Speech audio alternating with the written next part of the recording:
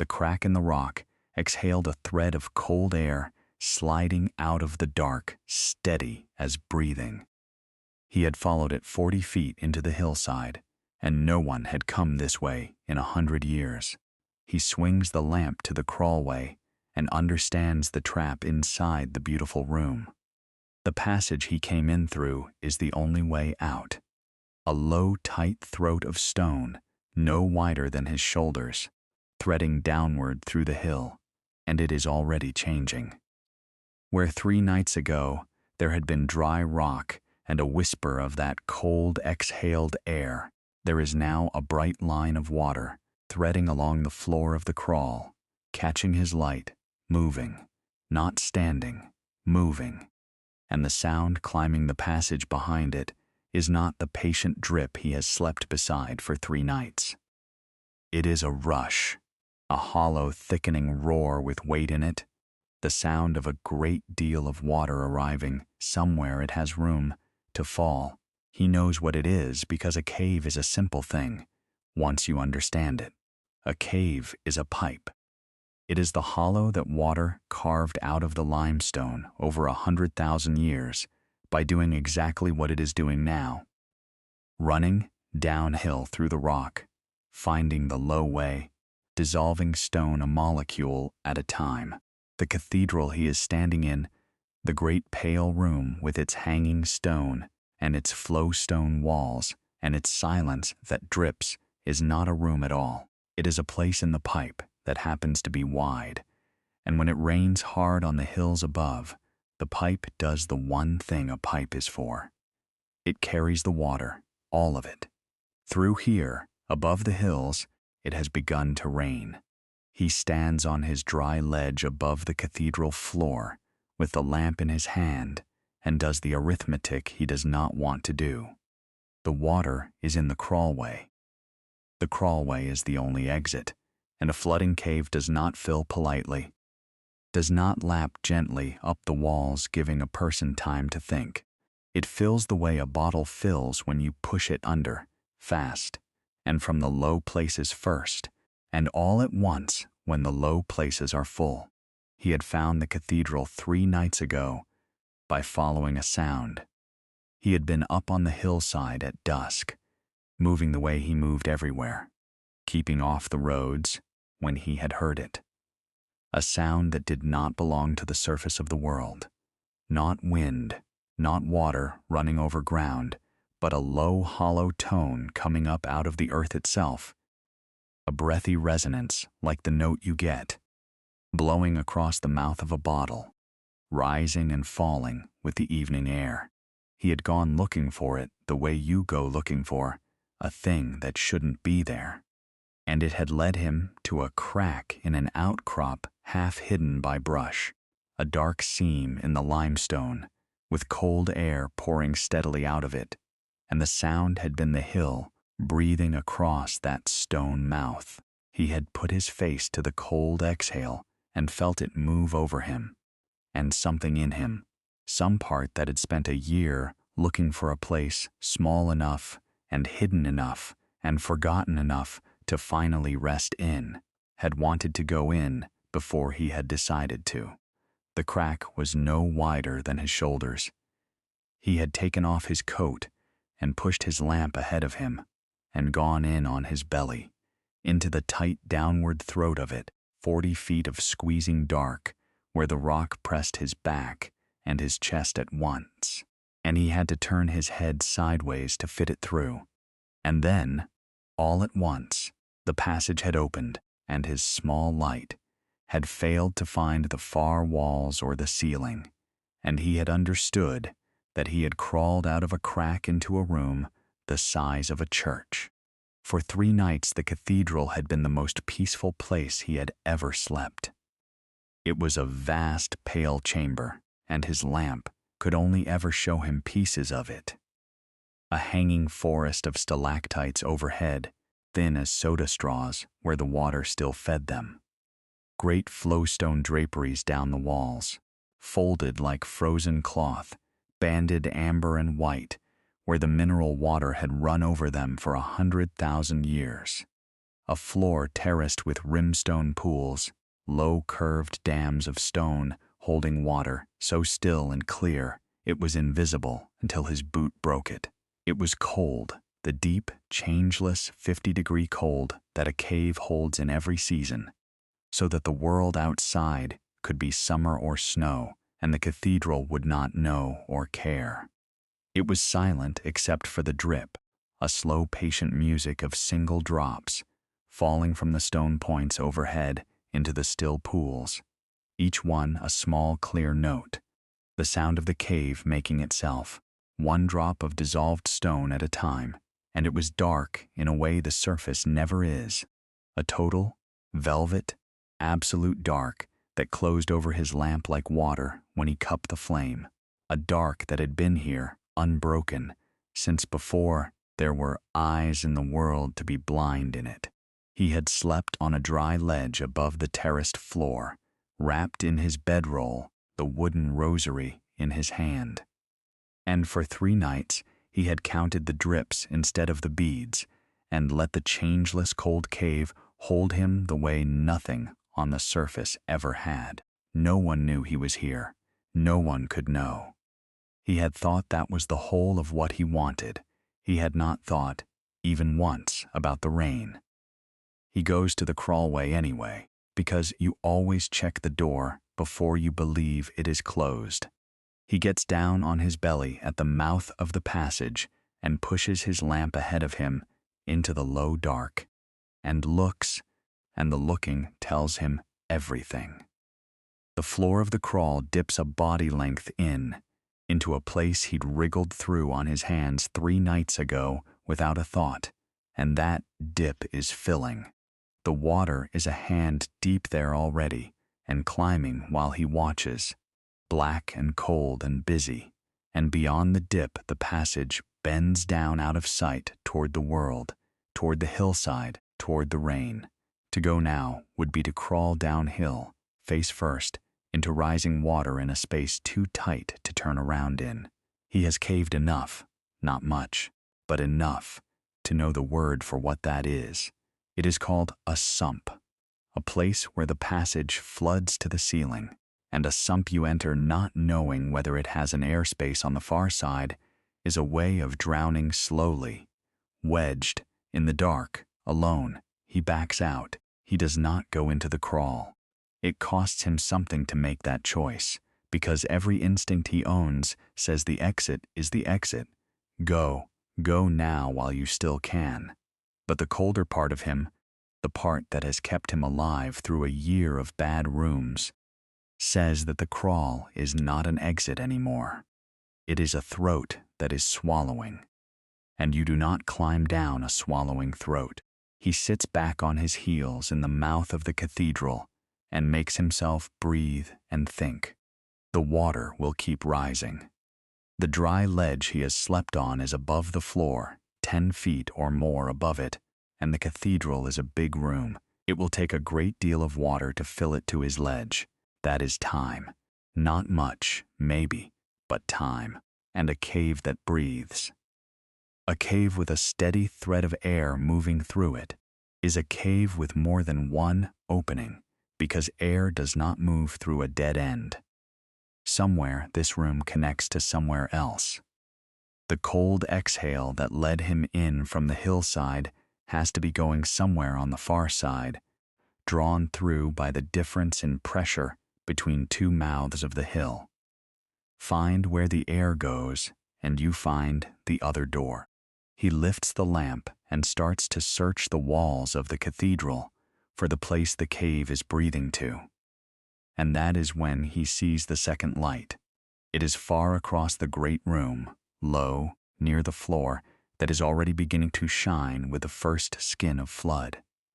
A small yellow glow, unsteady, the unmistakable warm flicker of a carbide flame like his own. Moving, he goes still. In a year of hiding, another person has never once been good news. Another person is a question, a risk, a mouth that can say where you are. His whole body wants to kill his own lamp and become part of the dark, and let whoever it is pass by never knowing he was here. That is the reflex, the compound built into him, and the road sharpened. Be unseen, be no one, and no one can send you anywhere. But the light across the room is not moving like a person who knows where they are. It is moving like a person who is lost. It goes a few feet one way, stops, comes back, casts about low along the wall, the frantic economical searching of someone looking for a way out they cannot find. And even as he watches, the water on the cathedral floor climbs another visible inch, up the base of a great flowstone column. And the small yellow light down there is closer to the water than his ledge is. Whoever holds it is on the low floor. Whoever holds it is going to be standing in the flood a long time before he is. He could stay silent. He could let the dark keep him. He has done it 100 times, in 100 places, and it has never once failed him. He cups his hand behind his own flame so it flares, and he calls out across the cathedral, a rough, cracked sound, a voice that has not spoken to a person in 3 days, and the small yellow light stops dead and turns and finds him, 2 lamps in a flooding cave, and neither of the people holding them wants to be there with the other. She comes across the tilting floor toward his ledge. He can see now that it is a woman, older than him, in proper caving gear, a helmet with the carbide lamp mounted on it, which is more than he has, and she is favoring one leg. And her light is burning low and orange, in a way his caver's sense reads instantly. Her lamp is running out of fuel. She reaches the base of his ledge and looks up at him, a stranger on a rock above her, and he sees her make the same calculation he made about her, the same wary arithmetic.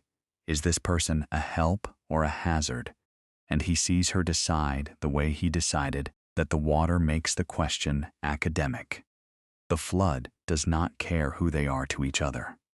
The flood is going to put them both in the same small shrinking amount of air, and 2 people in that situation are allies whether they like it or not. He gets down and helps her up onto the ledge. Her leg is hurt, a bad ankle, wrenched in a fall back in the passages, which is how she got separated from the way she came in. And her lamp, when he looks at it closely, has maybe an hour of flame left in it. His own has more. He filled it fresh from his tin of carbide 2 days ago, and has barely burned it. Between them they have perhaps 3 hours of light, 1 hurt leg, 1 flooding cathedral, and a single thread of moving air that might, or might not, lead to a door. She tells him, not in so many words. She is a person who spends words the way you spend fuel underground, carefully, that she had come in through a different entrance, a mile away, that she maps caves, that she had been pushing a new connection when the rain caught her, and her light started to die, and her ankle went. She does not ask him what he is doing, living on a ledge in a cave, with a bedroll and a tin of carbide and a wooden rosary, 3 days from any entrance. She looks at those things once, and looks at him, and asks nothing, and he understands that she has decided the same thing he has decided about the sump. Some questions you do not go down. They work out what they have between them the way 2 careful people do, item by item, holding nothing back that matters and offering nothing that doesn't. She knows caves. He knows this cave, the 3 nights of it, the 1 dry crawl, and the 1 breathing wall. She has the rope and the knots. He has the fresh lamp and the stronger back. She cannot climb. He cannot navigate the deeper systems she was mapping. Laid side by side, their 2 half sets of skill make, just barely, 1 person who might get out. Neither of them says this. Both of them see it. It is the plainest arithmetic either of them has ever done, and it dissolves in about a minute, a lifetime of each of them preferring to need no one, because the flood does not accept the preference. The flood only accepts the arithmetic.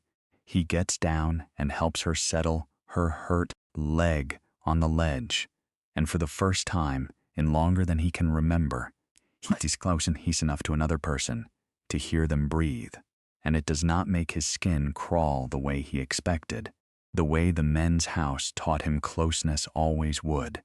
It just makes the cold room slightly less enormous. 2 lamps, 1 ledge, a flood coming up. He finds, to his surprise, that he is not sorry she is here. His mother had given him the rosary in the compound the night before she stopped being able to protect him. He lets the memory come while he works, because there is nothing to do but work now, searching the walls for the airflow, feeling along the cold stone for the place the cave breathes to. And his hands can search while the rest of him goes back. The compound had been a walled place at the end of a long dirt road, a community, they called it, though the word for it he settled on later was smaller and harder. There had been a man who led it, and a set of rules that got tighter every year, and there had been his mother, who had brought him there when he was small, and spent the rest of her life trying, quietly, to undo that. She had given him the rosary.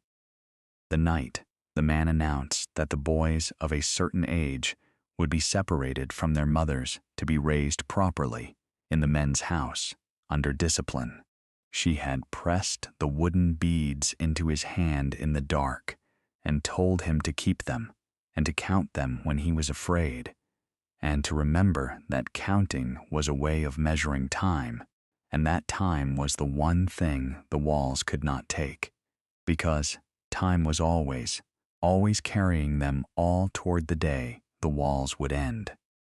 He had counted the beads every night in the men's house. He had counted them the night he decided to go over the wall, a night he lets himself remember only in pieces, because the whole of it is too much to carry into a flood. The wall itself, cinder block, topped with a strand of wire that was meant to keep the world out, and did the other job just as well. The dogs. The long, dark fields beyond, that he had studied for a year from a high window, learning where the low places were, learning the ground the way he now knows. He was always going to need to know ground. His mother had not come with him. She could not. She had told him so plainly, the last time they spoke, that she was too far into the life to climb out of it now, but that he was not, that he still had the kind of time she had spent, and that she would not forgive him if he stayed to keep her company in a walled place when the fields were right there. Go, she had said, count until you're somewhere else, and then keep the beads to remember that counting got you out. He counts them still, 3 days deep in a mountain, a habit worn so far into his hands that his thumb finds the next bead without his mind's permission. He does not believe what the beads were meant to make him believe. The man in the compound poisoned all of that for him past saving, turned every holy word into a key that locked a door. But he believes his mother's smaller truth under it. That counting is measuring, that measuring is a way of not drowning in a thing. That time carries you toward the end of every walled place if you can just keep counting until it does. It is why he is calm now, calmer than the water should let him be. He has been in a closing space before, a space with walls that meant to keep him. He climbed out of that one by measuring it a night at a time. He knows how to count his way across a closing space. It is the one skill the compound gave him, and it gave it to him by accident. And he has never been more grateful for anything. He does not tell the woman any of this, but when his thumb finds the beads in his pocket, unbidden, he lets it, and he counts, and the counting steadies his hands on the cold wall, and after a while, his fingers find what the counting was for. A place where the air moves, It is high on the cathedral wall, above and behind a shoulder of flowstone, a fissure, a dark seam in the pale rock, and when he holds his wet hand up to it, the cold exhale of the cave streams steadily across his skin. This is where the room breathes to. This is the far door, or the way to it. But it is 15 feet up a wall of flowstone, and flowstone is the treacherous, beautiful stuff a cave lays down when water sheets over rock for 10,000 years, smooth, rounded, wet, sculpted into folds and draperies, with no clean holds, slick as soap where the seep still runs over it. 15 feet of it, with a woman who cannot put weight on one ankle, and a flood coming up the room behind them. The water is at the base of his ledge now. The cathedral floor is gone, a black rising pool, and the great flowstone column he watched the flood climb, an inch at a time, is standing in it to its knees. They have, he judges, an hour before the ledge itself goes under. 2 lamps between them, one of them guttering, and a fissure 15 feet up that breathes clean air from somewhere it is possible to be alive. He tells her the plan, which is barely a plan. He will climb the flowstone first, free, while he still has the dry rock at the top of the ledge to start from. He will get to the fissure and see whether it goes, whether it is a passage a person can move through, or only a crack a mouse of air can slip out of. And if it goes, he will find a way to get her up after him, hurt ankle and all, because leaving her on a drowning ledge is a thing he discovers he is simply not going to do, though he could not tell you exactly when he decided it. She looks at him a long moment, in the failing light of her lamp. Then she reaches up and unclips the carbide light from her own helmet, her dying light, her last hour of flame, and holds it out to him so that he will have 2 lights on the wall where the climbing is, and be able to see the holds that might keep him alive. It is the first thing anyone has given him freely since a woman pressed beads into his hand in the dark and told him to count. He climbs. The flowstone is as bad as he feared, and worse. It is not climbing so much as negotiating, spreading his weight across the wet folds of it, trusting friction where there are no holds, reading the rock by the way the 2 lamps throw shadow into its hollows. Cavers read walls the way rivers wrote them. The scalloped hollows in the limestone, the flutes, and the little spoon-shaped scallops all point the way the ancient water flowed, and he uses them, fits his fingers into the old flow marks, presses his boots flat to the draperies, and goes up a body length and another. The stone is wet with a live seep that still runs over it, cold as meltwater, and it numbs his fingers so that he has to look to be sure they are gripping, because he can no longer entirely feel them. Below him, the woman holds both lamps steady and calls the holds she can see from her angle that he cannot see from his, and he trusts a stranger's eyes for where to put his hands, because there is no time to earn the trust the slow way. Halfway up, the cave nearly takes him. His right boot is smeared flat on a wet drapery, and the seep behind it lets go a sudden fresh runnel, a pulse of new water finding a new way down the wall as the flood below feeds the seeps above, and the soul skates off the stone with no warning at all. For one long second, he is holding the whole of himself on the numb fingers of one hand, hooked into a flow scallop the width of a spoon, his body swinging out over the black water, the 2 lamps below jerking as the woman gasps. He does not look down. He presses his cheek to the cold flowstone and finds the wall with his skating boot again by feel, flat, patient, the way you calm a spooked animal, and he gets his weight back over his feet and stops shaking and goes on. 1 move. Then the next. He counts them under his breath, the bead count with no beads, and the counting is the only reason his hands keep working. The cold air from the fissure grows stronger the higher he climbs, streaming down over him now, and it smells of open dark and, faintly, unbelievably, of leaves, of the world, of the hillside, of somewhere the outside gets in. He reaches the fissure and gets an arm into it, and then his head and his lamp, and he looks, and his whole chest loosens at once. It goes, it is a passage, low, and it will be a crawl, but it is a passage, going up and back, floored with dry sand, where a thread of air has kept it dry for 1,000 years, running toward the place the cave breathes from. It goes up. And a passage that goes up, away from a flood, is the only direction that means anything right now. He has found the far door, or the hallway to it, which is enough. He calls it down to her, and even from 15 feet up, he sees the thing go out of her shoulders, the held breath of an hour let go. Now the hard part, getting her up. They do it with the one rope she carries. Cavers carry rope the way the devout carry beads, without thinking, always, and with his weight braced in the fissure as an anchor, and her good leg and her arms doing the work her bad ankle can't. It is slow. It is ugly. He wedges himself across the mouth of the passage, back against one wall and boots against the other.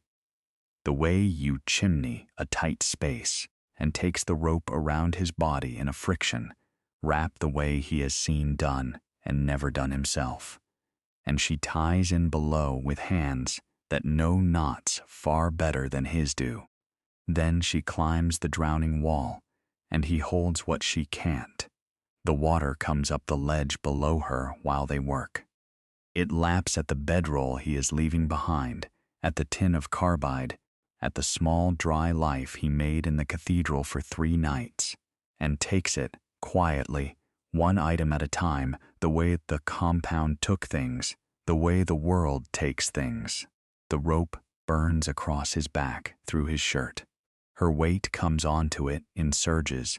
Each time her good leg slips on the wet flowstone, and each surge drives the breath out of him and the rope another inch across the same raw stripe of skin, and he sets his boots harder against the far wall and holds. He does not look down at his home going under. He looks at the rope where it crosses the lip of the fissure and at the strain of it, and he counts. Out loud now, low, a bead count with no beads, a steady 1, 2, 3, that gives her something to pull against. And she climbs the drowning wall on a stranger's counting and her own stubbornness. Near the top, her bad ankle catches a hold and gives, and she drops a foot with a short bitten-off sound, and the whole of her weight slams onto the rope and onto him at once. And for a second they both hang on nothing but his braced boots, and his wrapped body, and his refusal to be the reason a stranger drowns. He holds. He gets a hand on her wrist and hauls, and she is up into the mouth of the breathing passage, gasping, safe, the flood a foot below her boots, and rising.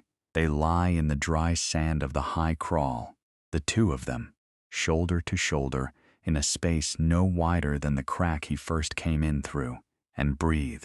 And below them, the cathedral fills the rest of the way, and becomes, for however long the rain lasts, simply a flooded place in the pipe, a room the water has taken back.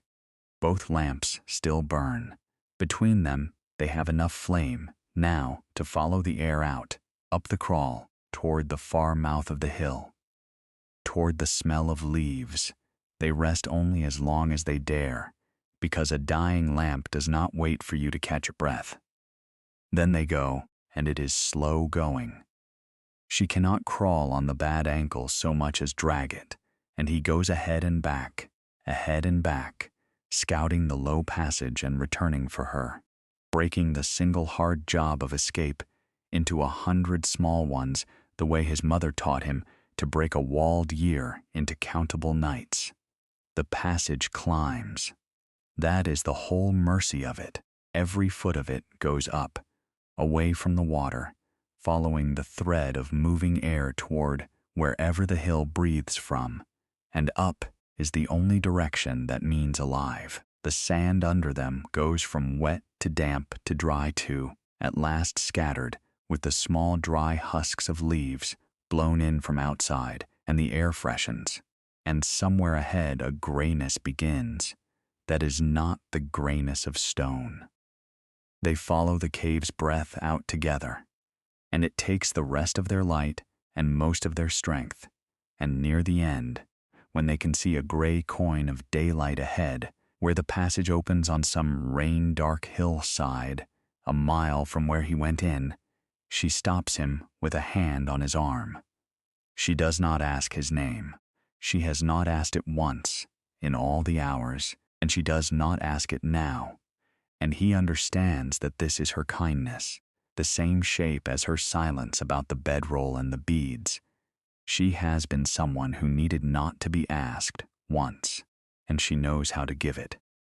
What she does instead is tell him, quietly, in the last of the lamplight, that the cave they just climbed out of is not on any map, that the connection she was pushing when the rain caught her was exactly this: a link between two systems no one knew were joined, and that as far as the world of maps is concerned, the passage that saved both their lives does not exist, and now never will, because she is the only mapper who knows it goes, and she is not going to write it down.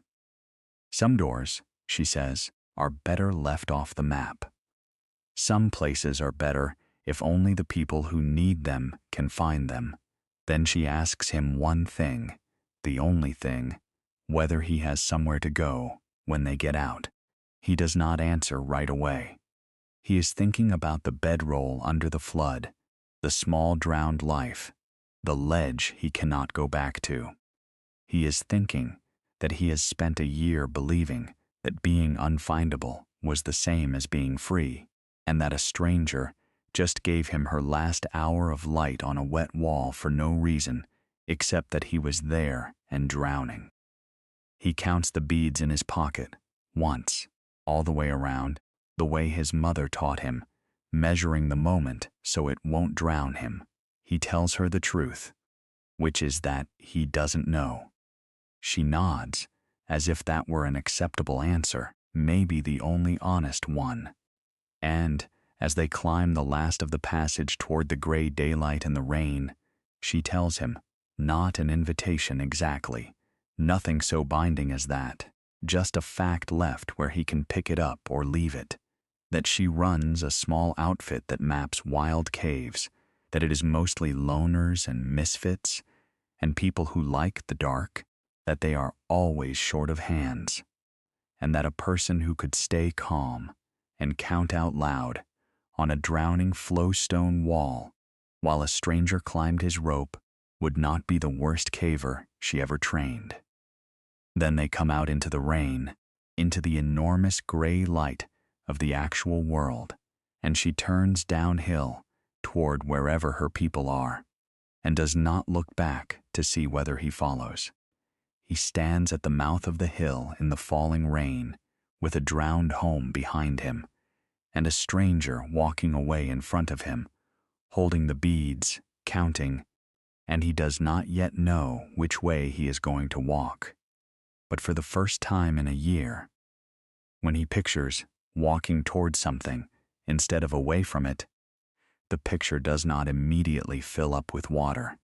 He can see, faintly, distantly, down the wet slope where she is already disappearing into the trees, the small swinging light of a lamp that has not quite gone out. He watches the small light go. He wonders how far it is to wherever it is leading, and whether a person like him is even allowed to arrive somewhere on purpose instead of only ever fleeing to it. And he finds that he wants, against every habit he owns, to find out.